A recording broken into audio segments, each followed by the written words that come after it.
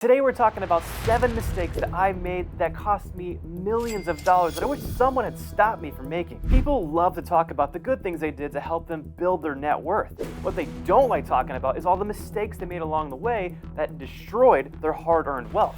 I would even argue that sometimes learning from mistakes that people make is way more valuable than learning from the good things that people have done. So make sure to listen to all 7 mistakes so you can avoid costing yourself millions of dollars at my expense. My first mistake is actually a pretty heated topic these days, but for me, the answer is really clear.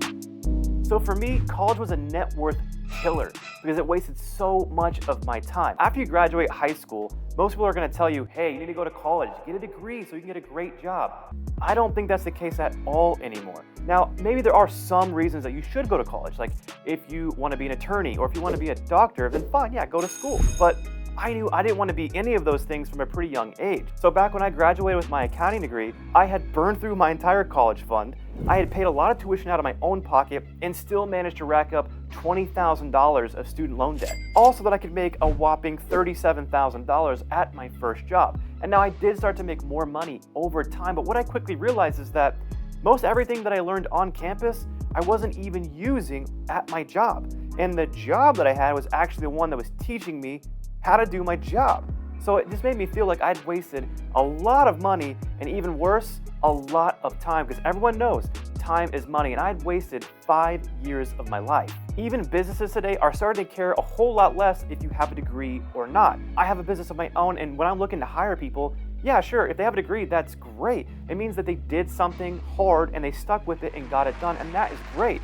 But it doesn't mean that they're a better employee than somebody else who didn't go to school and actually now has 5 years of industry experience. I wish I'd just gone straight into the industry that I wanted to be in instead of wasting 5 years of my life. So for me, this mistake has costed me at least $1 million because I wasted so much time doing something that I think was now pretty unproductive. Okay, my next mistake is about when I bought my very first house.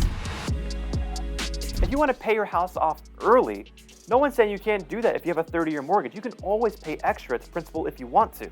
Now, I actually loved this house. It was a new construction home and everything was great, except for one little thing.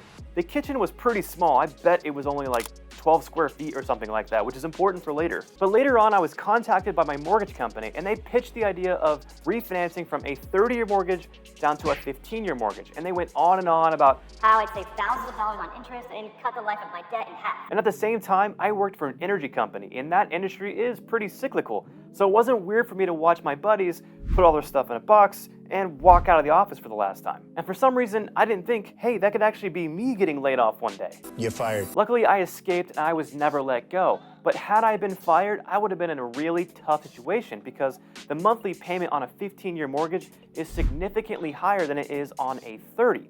Which is why at my mortgage company, I usually tell people that it's best to stay on a 30-year mortgage, that way you can weather any storm that happens.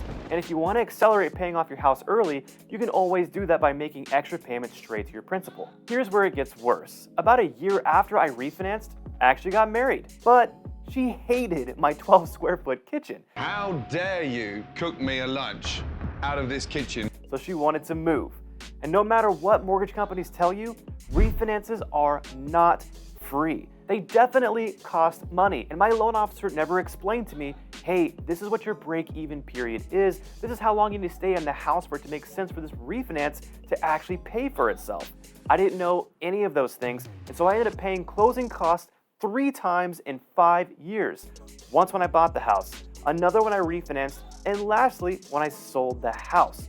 So I easily lost thousands and thousands of dollars in my first house deal. So don't refinance unless you know what your break-even period is. How long do you need to stay in the house for it to make sense for you to refinance? If you're not going to be in the house for very long, it may not make sense to refinance at all. And if you think these mistakes have been bad, just wait till the end. They get way worse. My next mistake is arguably my biggest, and it revolves around inaction. If you've been thinking about starting a business or even a side hustle, do it! Don't wait around because you might regret that waiting for the rest of your entire life. If you ask my friends and family what my best qualities are, they might tell you that I'm a really hard worker and I take action quickly. But for some reason, when it came to launching my business, I waited and I tossed the idea around for years before I actually did anything about it. And that waiting has arguably cost me millions of dollars. Had I gone straight into starting my business right out of high school, I would be light years ahead of where I'm at today. And I will regret that decision for the rest of my life. So if someone says like, you're too young to start that business, they're full of crap. That's the best time to start a business is when you're young. For my next mistake, we're going back to real estate. And I not only made this mistake once, but I made it twice. Let's go back to, remember whenever I had that one house and my wife didn't like it because the kitchen was super small? We sold that house and we moved into another one. But then we started having kids and we kind of outgrew that one pretty quickly. So we moved again and we sold that house as well. So now I've sold 2 homes. But then the other day I went back and I looked at what those 2 homes are now worth today. And I wanted to throw myself out a window. I should have just rented both of those homes out and let someone else pay down the balances of my mortgages for me.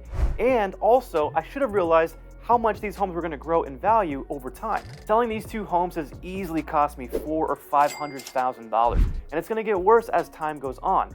So do what you can to hang on to your properties and don't sell them. This is easily one of the worst mistakes that I have ever made, and I did it twice. All right, the next mistake that I made revolves around retirement assets. And like a lot of you, I had a 401k program where I worked earlier in my career, and they had a 3% contribution match, which was great. So I gave up 3%, they would kick in 3%. But then I went into psycho mode and I was like, I really want to save more. And so I gave an extra 7%. So now I'm contributing 10% of my income into my 401k. Now, most people would say that this is great. I'm saving so much money towards my retirement. And then I found out that I hated this one thing about my 401k. It wasn't in my control. And I just didn't like that the government was the one actually telling me when I could or could not use my money. Because if you try to pull your money out of a 401k, they're gonna smack you with an extra 10% penalty to use those funds. And maybe I have a problem with authority, I don't know. But what I should have done is taken the match with the 3% contribution to my company, and then I should have separated those dollars off and shifted them somewhere else where I had more control over those assets. Because now, I only did that for 4 or 5 years or so it didn't cost me a ton of money, but I can't leverage that cash at all today. So my advice is if you're participating in a 401k program with your work, definitely take that contribution match. But after that, shift those dollars to an asset where you have a lot more control over those dollars. After college, I completely stopped learning and investing in myself. It really wasn't until I launched my own business that I realized I had a lot to learn. So I started going to conferences, I started taking online classes and reading books. But by then I realized that I had basically stopped educating myself for the better part of 5 years. And now I have no idea how much it's actually costed me, but I'm sure it's in the hundreds of thousands of dollars range because there is no better investment than you can make than in yourself. Learning from others and consuming content just like this can save you from making major league mistakes. You done messed up, Aaron! So never stop learning, always invest in yourself and get better every single day. Okay, this is my last mistake, and it's arguably my biggest one as well. If you've seen some of my other videos, you know that I own a mortgage brokerage, an insurance agency, and I'm starting a financial coaching company. And I tell my clients about this mistake that I made all the time, and that was waiting too long to start investing or trying to time the market. As a business owner, I've been overwhelmed with work multiple times, to the point to where I pretty much completely forget about my own personal finances. And so I just let my hard-earned profits just sit in the bank account. And at the same time, the government decides to print millions and millions of dollars, effectively making everything that I have in the bank worth less every single day. Had I actually set up an automation or even just a reminder to pay myself so I could actually get that money invested, I would have a lot more money than I do today. And I definitely missed out on some generational wealth gains, especially in 2020. We all know the market tanked that year and it went straight back up just a couple of months later. And I had a lot of money that I could have invested, but I was way too lazy and that money just sat there and I missed out on all the gains. I should have done something with that cash. I could have even put it in real estate and that would have been an excellent investment. And this mistake has easily costed me millions of dollars. So the lesson is, regularly invest your hard-earned money and don't just let it sit there like I did. You always want to send your money out to go make you more money. So let's be conservative and let's just say that I only lost $1 million from all the mistakes that I've covered today. Had I invested that $1 million, that money would be worth $3.5 million today. What did he say? So hopefully that puts into perspective all the mistakes that I've made, and hopefully you've learned something so you don't make the same mistakes that I did. And lucky for you, I've got 3 bonus mistakes that I didn't ever personally experience, but I've seen a lot of friends and clients pay dearly for these mistakes. The first one is getting divorced. If you want to lose half of the wealth you built real quick, get divorced. Divorces are awful for people's finances. Second bonus mistake is to stay away from crazy car payments. I've seen this so many times at my mortgage company when we're trying to get people qualified to buy a house, and they can't because their car payments are way too expensive because for some reason they thought they deserved an Escalade. Don't do that. Cars are wealth killers. And lastly, stay away from credit card debt. Always make sure you're paying your credit card off every single month so you can avoid paying over 20% for your interest charges. I've seen so many people destroy their finances over credit card debt. But that's my list of mistakes that I made that destroyed my net worth. Hopefully you guys learned something, and thank you so much for watching. If you enjoyed this video, be sure to check out my other video right over here.